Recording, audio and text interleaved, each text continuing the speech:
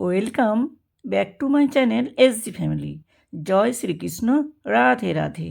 SG ফ্যামিলির পক্ষ থেকে সবাইকে জানাই গুড মর্নিং, শুভ সকাল। তার সাথে সবাইকে জানাই অনেক অনেক শুভেচ্ছা, অনেক অনেক অভিনন্দন। তো বন্ধুরা, সবাই কেমন আছো? আশা করি ভালো আছো। তবে যা বিশাল ঠান্ডা পড়েছে, সত্যি মানুষ ঠান্ডায় একদম কাবু হয়ে যাচ্ছে। তো দেখো, সবাইকে জানাই গুড মর্নিং, শুভ সকাল। তার সাথে সবাইকে জানাই অনেক অনেক শুভেচ্ছা, অনেক অনেক অভিনন্দন। তো চলে এলাম আজকে আবার একটা গল্প নিয়ে। গল্পটা হলো বিশ্বাসের জয়। সত্যি অনেক সময় বিশ্বাসের জয় হয়, আবার অনেক সময় বিশ্বাসের জয় হয় না।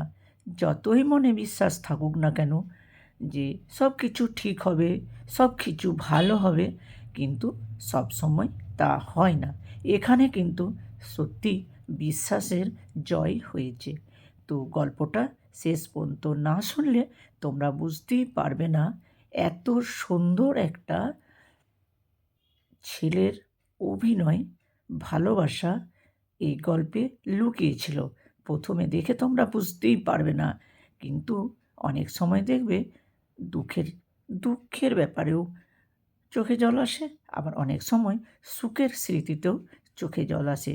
তো সত্যি সুখের স্মৃতিতে চোখে জল আসার মতনই গল্পটা।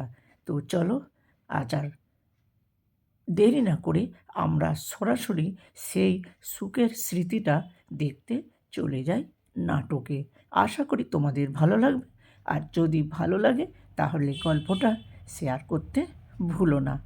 আমার ভালো লাগলো, তাই আমি তোমাদের কাছে নিয়ে এলাম। তো চলো। বিশ্বাসের জয়। মা, দলিলের সইটা কি আজই করে দেবে? ছেলের প্রশ্নে বিছানায় হেলান দিয়ে থাকা বৃদ্ধা রমা দেবী একটু হাসলেন। চশমাটা নাকের উপর ঠিক করে নিয়ে বললেন, এত তাড়া কিসের রে অনিক? দলিল তো তোর নামেই হবে, আমি কি সঙ্গে করে নিয়ে যাব? অনেক কিছুটা অস্বস্তি নিয়ে জানালার দিকে তাকালো। না, মানে তোমার শরীরটা তো ভালো যাচ্ছে না। তারপর সামনের মাসে তো আমরা সবাই কানাডায় শিফট করছি। ওদিকের সব গোছানো তো শেষ। এখন এই বাড়িটা বিক্রি না করলে ওখানে গিয়ে সেটেল হতে সমস্যা হবে। রমাদেবী শান্ত গলায় বললেন, আর আমার থাকা? আমি কি তোদের সাথে যাচ্ছি? অনেক আমতা আমতা করে বলল, মা, ওখানে আবহাওয়া খুব ঠান্ডা, তোমার এই হাঁপানির টানে টিকে থাকা মুশকিল হবে। তাই ভাবছিলাম শহরের বাইরে ওই যে শান্তিনিবাস আছে না, বেশ খোলামেলা বড় বাগান, তোমার মতো অনেকেই ওখানে আছে। ওখানে মাসখানেক থাকলে তোমার শরীরটাও সারবে, আমাদের দুশ্চিন্তা কমবে। রমাদেবী দীর্ঘশ্বাস ফেললেন। টেবিলের ওপর রাখা একটা পুরনো কাঠের বাক্স হাতে নিয়ে ছুঁয়ে বললেন, আচ্ছা, তুই যখন বলছিস কাল সকালেই যাব। পরদিন সকালে গাড়ি এসে দাঁড়ালো এক বিশাল তরুণ আওলা গেটের সামনে। চারিদিকে প্রচুর গাছপালা, অদ্ভুত এক নিস্তব্ধতা। অনিক আর তার স্ত্রী তানিয়া খুব তাড়াহুড়ো করছিল। রমাদেবী গাড়ি থেকে নেমে ধীর পায়ে ভিতরে ঢুকলেন। ম্যানেজার হেসে হাসি মুখে অভ্যর্থনা জানালেন। অনিক বলল, মা, তোমার ঘরে সব গুছিয়ে রেখেছি, আমরা চলি, ফ্লাইটের দেরি হয়ে যাচ্ছে, সময় পেলেই তোমার ফোন দেব।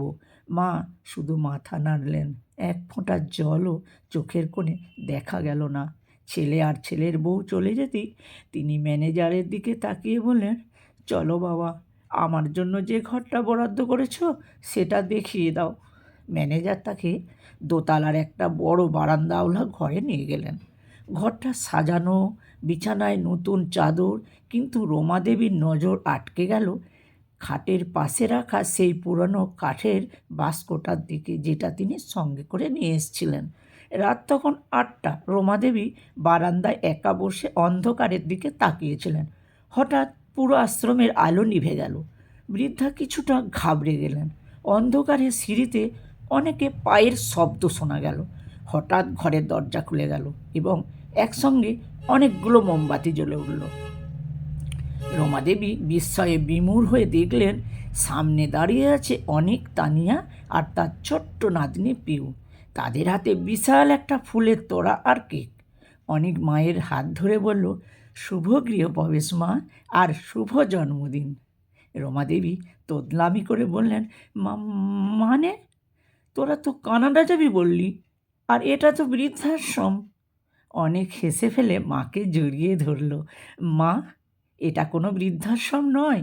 তোমার এই পুরনো বাড়িটা শহরের ঘিঞ্চি এলাকায় ছিল, তোমার দম বন্ধ হয়ে আসতো, তাই আমরা ওটা বিক্রি করে শহরের বাইরে এই বাগান বাড়িটা কিনেছি তোমার জন্য মা।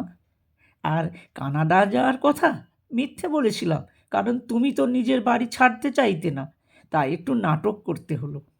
তানিয়া পাশ থেকে বলল, মা, এই বাগান বাড়িটা এখন থেকে আপনার, আমরা সবাই এখানেই থাকব। অনেক অফিসে ট্রান্সফার নিয়ে নিয়েছে। রমাদেবী কান্নায় ভেঙে পড়লেন। কিছুক্ষণ পর সামলে নিয়ে তিনি সেই পুরনো কাঠের বাস্কটা খুললেন। ভেতর থেকে বের করলেন এক সেট সোনার গয়না আর কিছু জমানো টাকা। তিনি অনেকের হাতে সেগুলো দিয়ে বললেন, এগুলো নিয়ে বাবা, আমি ভেবেছিলাম তুই আমাকে সত্যিই আশ্রমে রেখে আসবি, তাই ঠিক করেছিলাম গয়নাগুলো আশ্রমের অনাথ বাচ্চাদের দান করে দেব, আর আমি তীর্থে চলে যাব। কিন্তু তুই আজ আমাকে যা দিলি তার কাছে এই সোনার কোনো দাম নেই। অনেক বাস্কটা বন্ধ করে মায়ের হাত নিজের মাথায় রাখল। মা, যে মা নিজের রক্ত জল করে আমাদের মানুষ করেছে, তাকে পর করে দিয়ে সুখে থাকা মতো শিক্ষা অন্তত তুমি আমাদের দাওনি মা। সেদিন চাঁদের আলোয় বাগানবাড়িটা অদ্ভুত মায়াবী হয়ে উঠল। রমাদেবী বুঝলেন, সব গল্প ট্র্যাজেডিতে শেষ হয় না, কিছু গল্পে বিশ্বাসের জয় হয়। তো গল্পটা নিশ্চয়ই তোমাদের ভালো লেগেছে। তো ভালো লাগলে আশা করি শেয়ার করতে কিন্তু ভুলো না। আজকে এই পর্যন্তই, আবার নিয়ে আসবো অন্য কোনো দিনে অন্য কোনো গল্প নিয়ে। আজকের মতো টাটা।